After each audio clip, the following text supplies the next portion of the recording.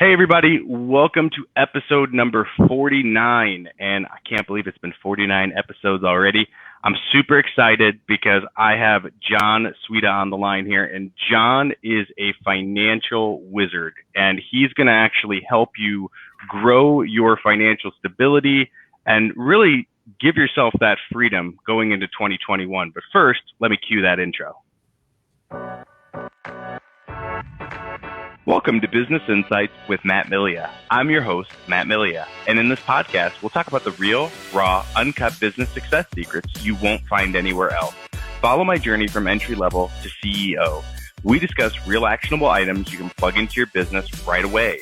To subscribe to our weekly top tips, you can go to www.mattpodcast.com and join our community of elite high-level performers. And if you're interested in our inside sales company, you can go to www.appointmentstoday.com to jump on a free strategy call. And now, stay tuned for our podcast.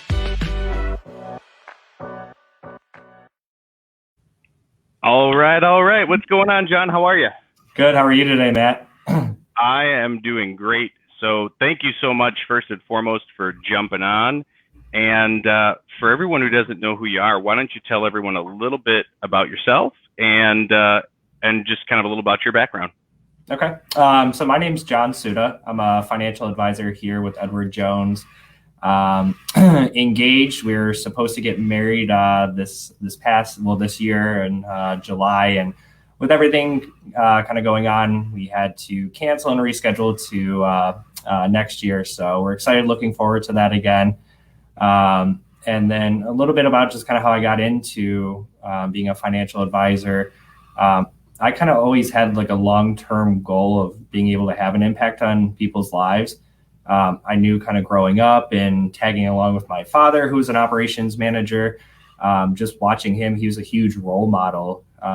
He would do anything in his power to help someone out. And I always admired that characteristic about him. So I knew that I always wanted to find a career that I would enjoy and still be able to have an impact on people's lives. So, like they always say, if you find something you truly enjoy, you'll never work a day in your life. And I feel like I'm very fortunate to have found that. That's awesome. So your dad was in operations, and you just more or less followed in his footsteps, kind of learning business, the ins and outs, and just had a passion for helping people.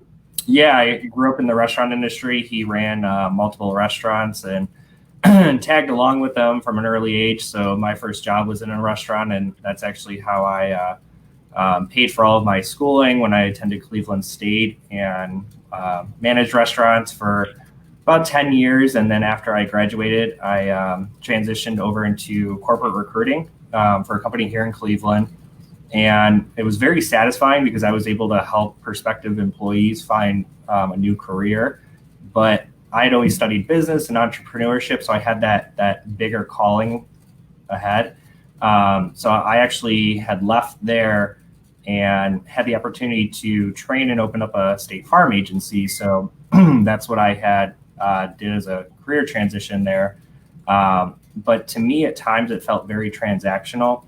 And I always just wanted to dive deeper in and really get to know clients and really kind of understand their dreams and help them achieve it. So I was actually in a BNI networking group with an Edward Jones advisor that I had cold called to join. And he invited me out to lunch to kind of learn more about the opportunity, and I declined. And he persisted for months, and I finally went to a networking event with him and had the opportunity to kind of learn more about the opportunity and the culture. And from there, I just decided that this was the place that I wanted to retire from one day. Love it. So in the restaurant business is funny. That's a tough business. I mean, that's why, like, I look back at that. I mean, you really got to have a strong work ethic and be able to grind it out and hustle in that business. I remember my first job at Marco's Pizza, and I mean, that wasn't necessarily a restaurant, but that was a lot of just like, it was difficult work, to say the least. So I get that. So now you're financial advisor, Edward Jones. What does that look like as far as like the testing, schooling? And you said you went to CSU. What do you got to do to get into a field like that? So to apply at Edward Jones, it was actually a 2-month-long interview process. There was actually 10 steps, and each step kind of, was an online or a phone interview and then in-person interview. They had you take some tests along the way. And then actually the final step was kind of like a virtual day as a financial advisor. And it kind of tries to simulate to the best of ability what you would be dealing with on an everyday basis. From there, then, they extend the offer. And once you decide to start, you actually just go through all of your licensing and training for your first couple months.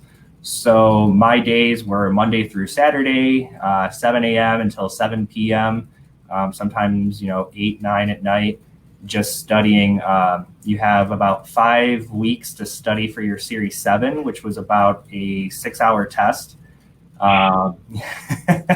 Never forget that day. And they break it up. So the first is, I believe it was 130 questions, 2.5 hours. You have to take a half-hour break, and you have no idea where you stand at that point. You come back in, you do the other 130 questions for 2.5 hours, and then you click submit, and you see that little screen just go white, and you sit there and hope that you get that pass grade.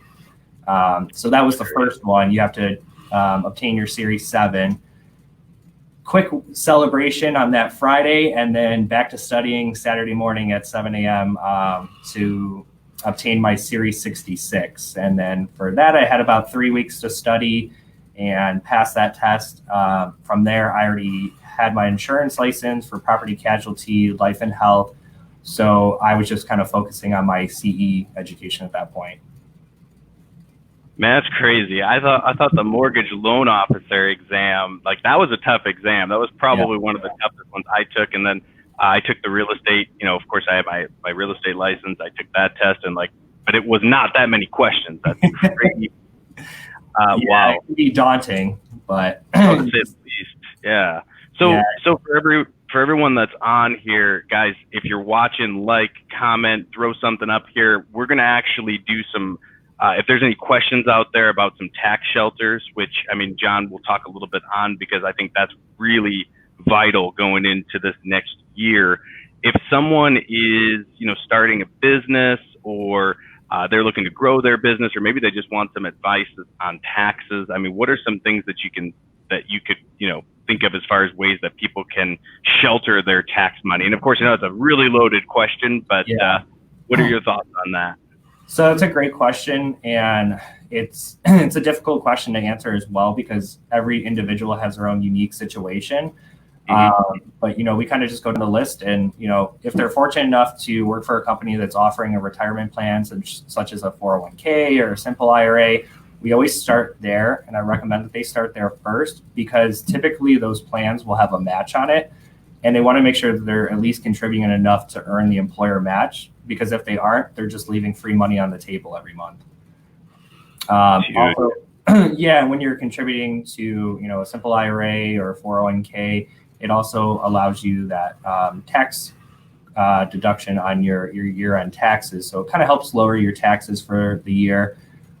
If they're not eligible to contribute to an employer plan that's not offered, you start to look at, other retirement vehicles, such as a traditional or Roth IRA.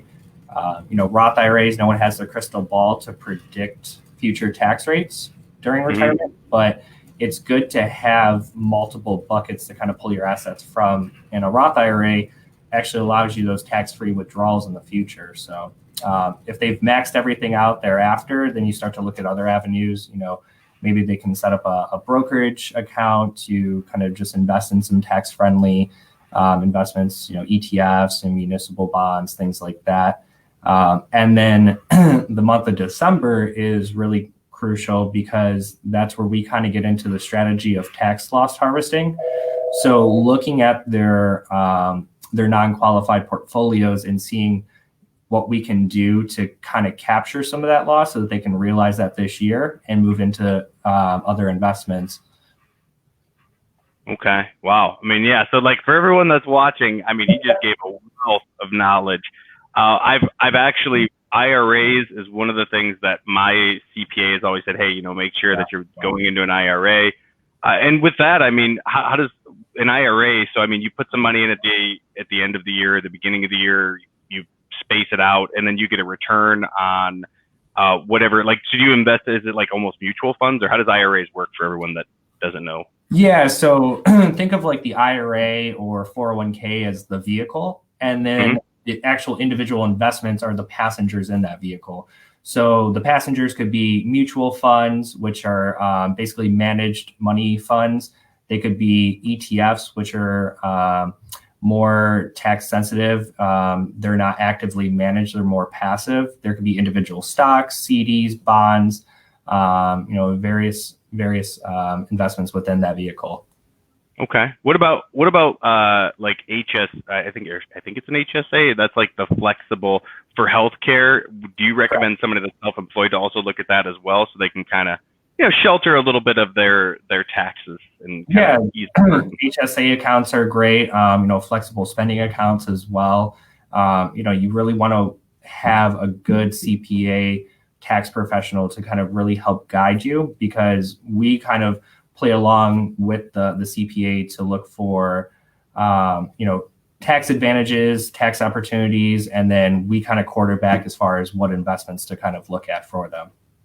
That's awesome. Okay. Well, good. I was just going to say, you want to make sure you have a CPA that talks to you throughout the year, because there's so many opportunities, and with constant tax laws always changing, you want to have a good relationship with them so that they can help get you in front of that.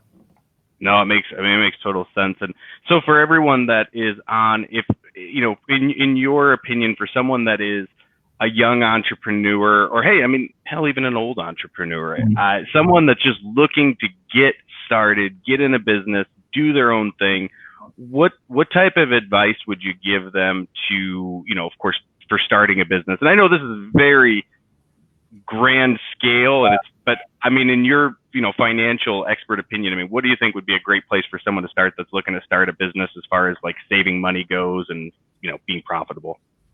So that's another difficult question, because again, there's so many factors that play into it with each. I'm great at those difficult questions. Yeah.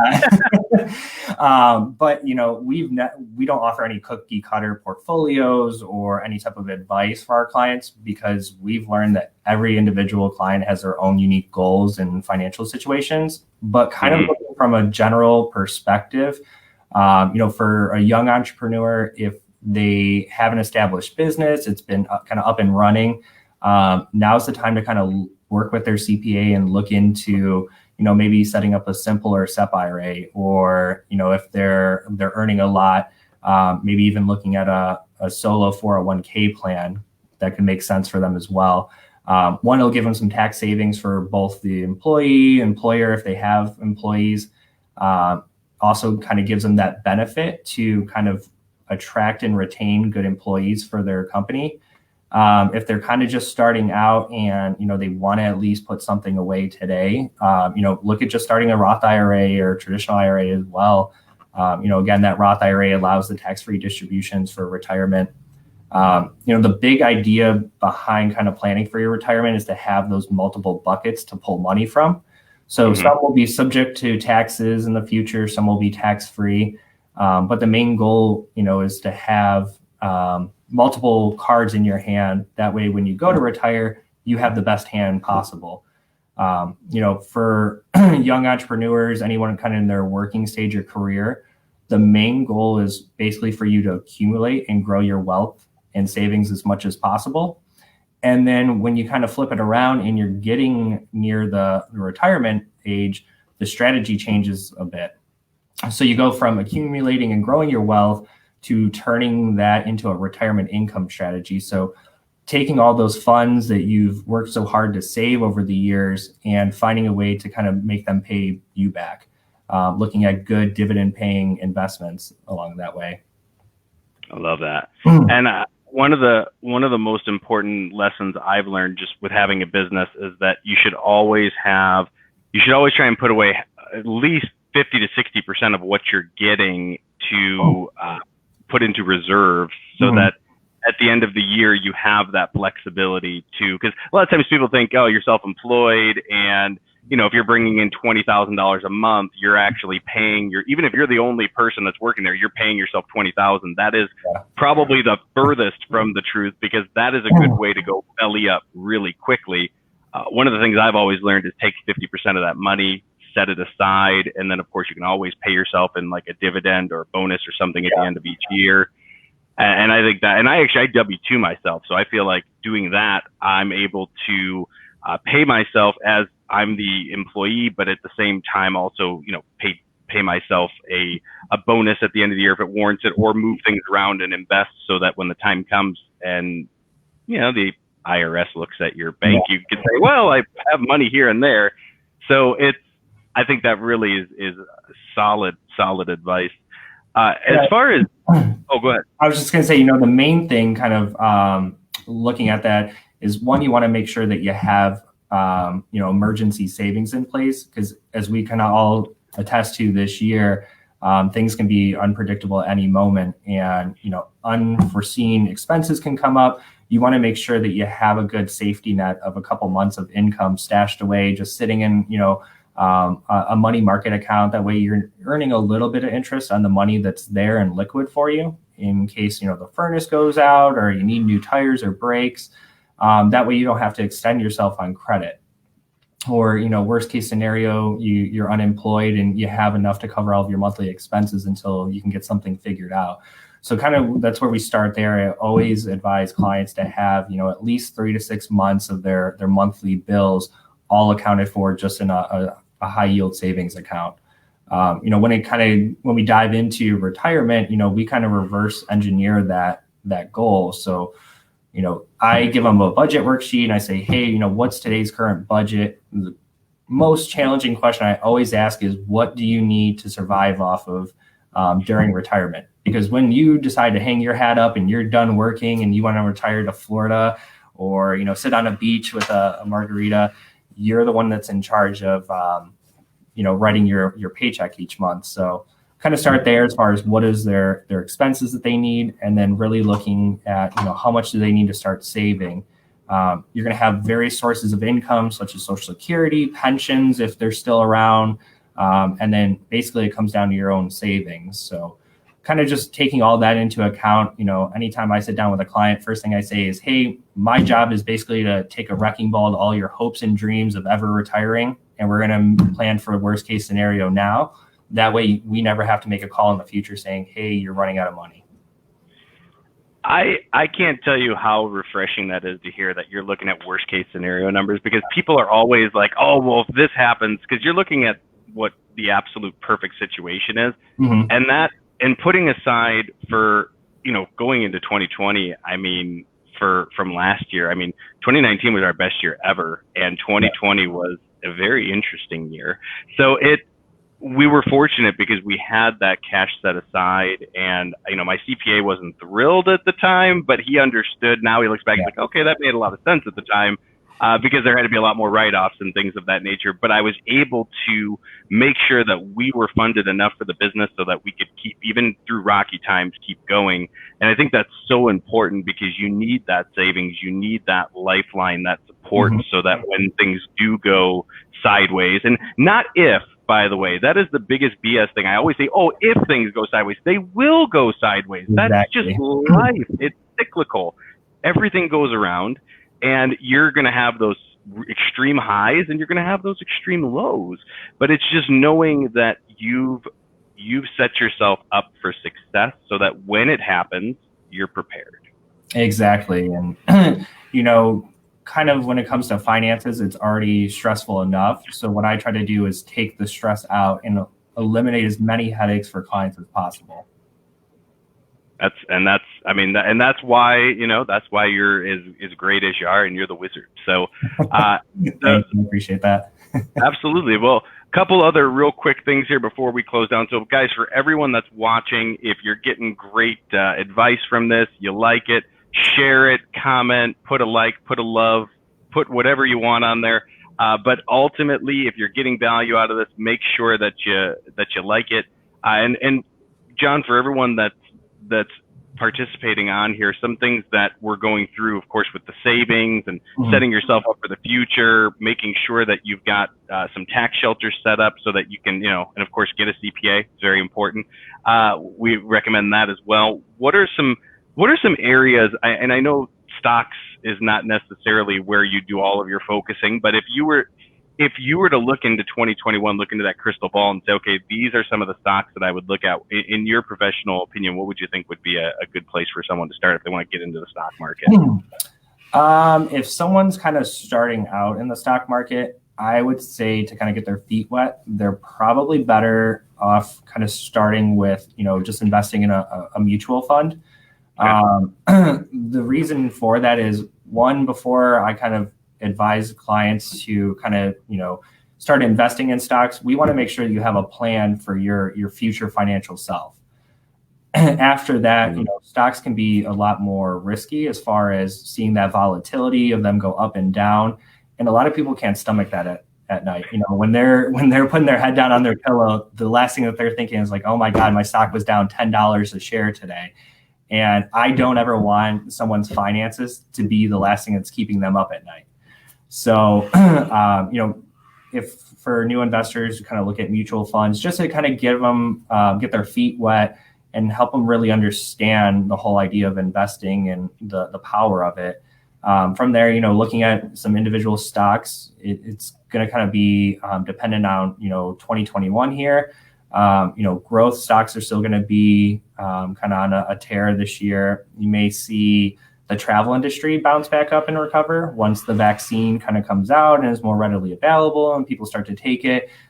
Everyone's been cooped up in the house for the past 9 months, so they're going to have that itch to travel again. You'll start to see some hotels and airlines and cruises.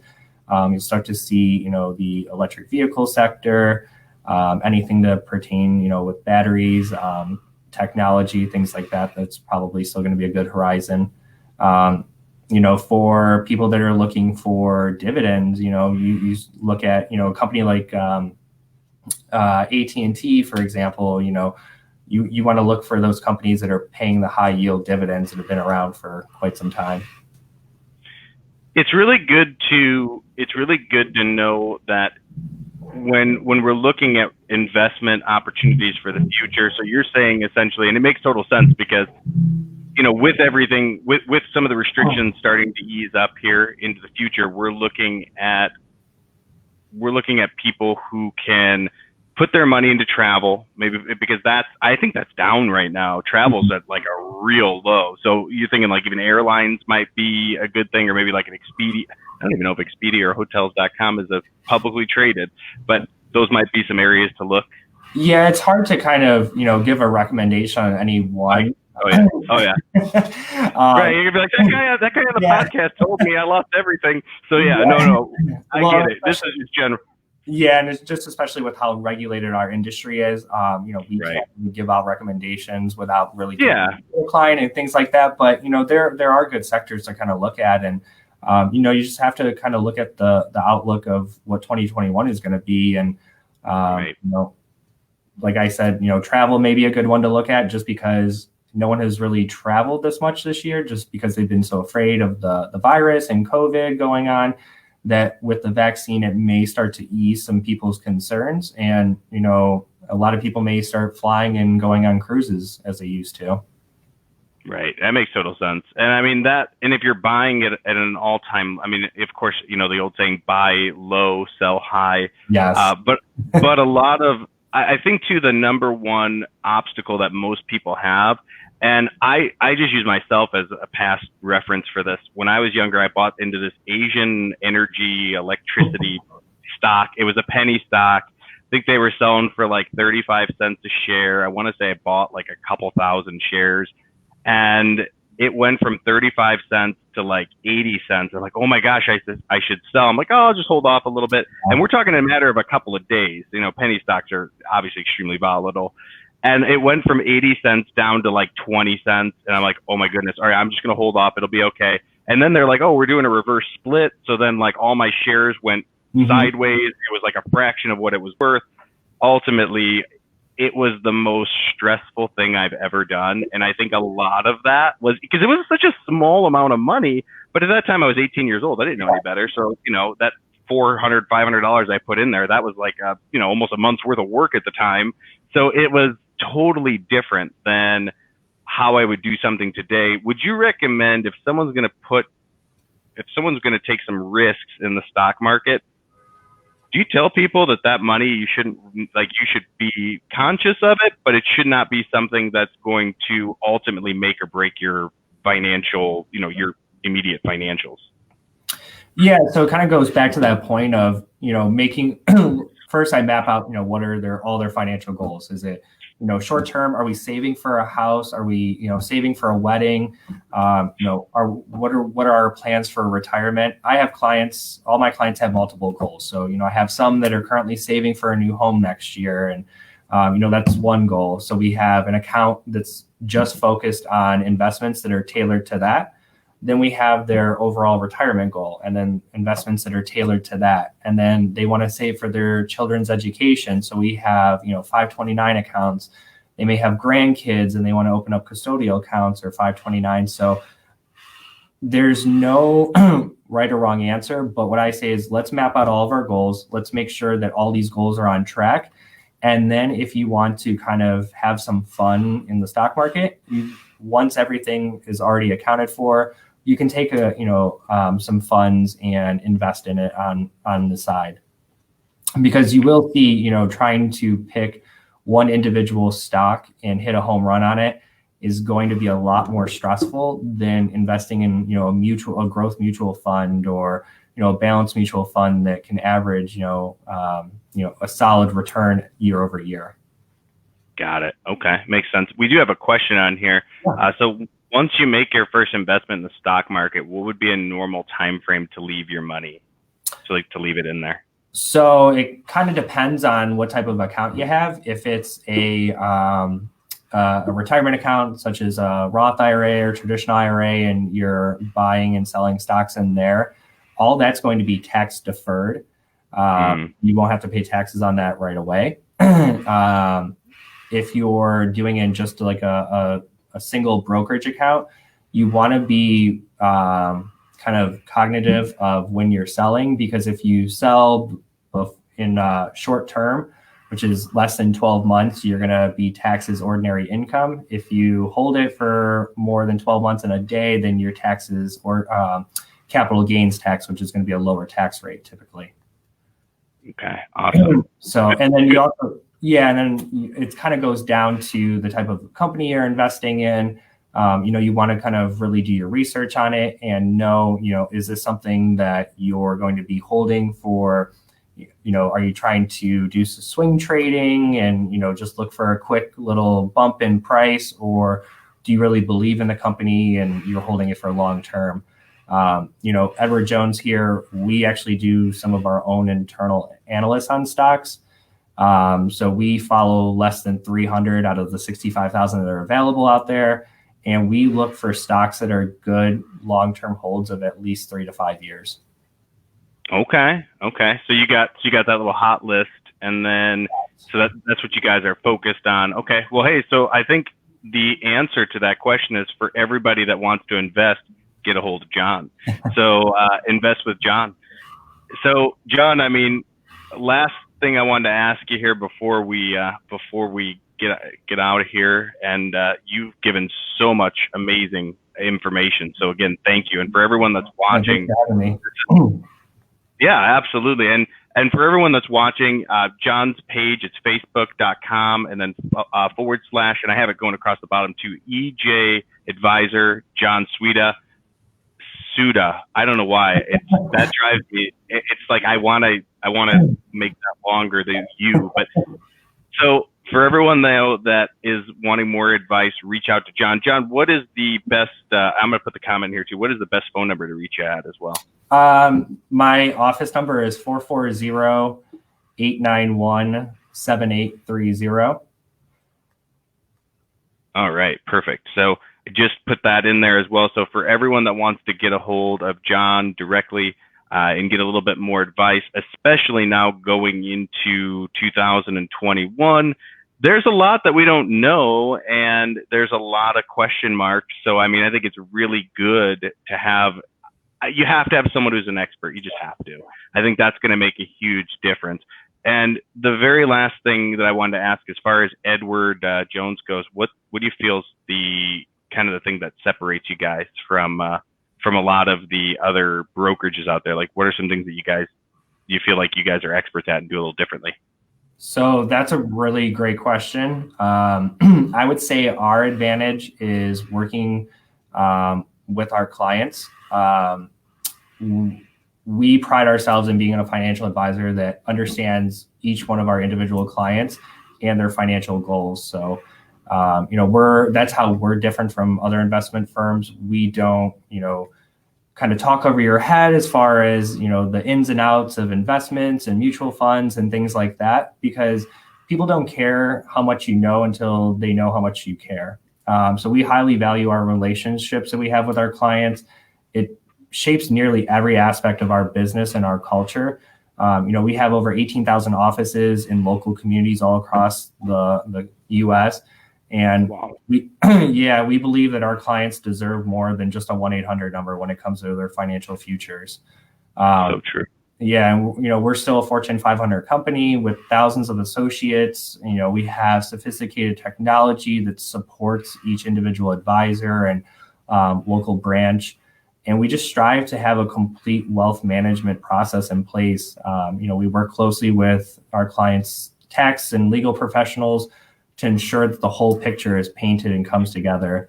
We go through an established process of understanding what our clients' goals are, understanding their comfortability with risk, and then really creating their own unique, tailored financial strategy for them. We've been doing it for over 90 years, and we've helped well over 7 million clients go through that. So we really take the time to listen and understand what's most important to each individual client. I had no idea you had that many offices. That's crazy. Yeah. It was 18,000. Is that how many you said it was? Jeez, that's a lot. I mean, so obviously you guys know what you're doing. So, I mean, that's awesome. Yeah, we have about 19,000 advisors. Wow. Okay. So yeah, there's a wealth of knowledge there. Well, John, thank you again so much for being on. For everyone that's watching, hope you got a lot of value out of this. And stay tuned next week. We'll have same time, same place. For everybody that wants to reach out to John, I have his link in our comments, his number. I highly recommend that before you get into the tax year, if you are thinking about getting yourself in the right spot financially and really leveraging your wealth and the assets and everything you've worked so hard to create going into 2021, definitely reach out to John. So, John, thank you so much again. And for everyone tuning in, we'll see you next week. Thanks, John. Thanks for having me.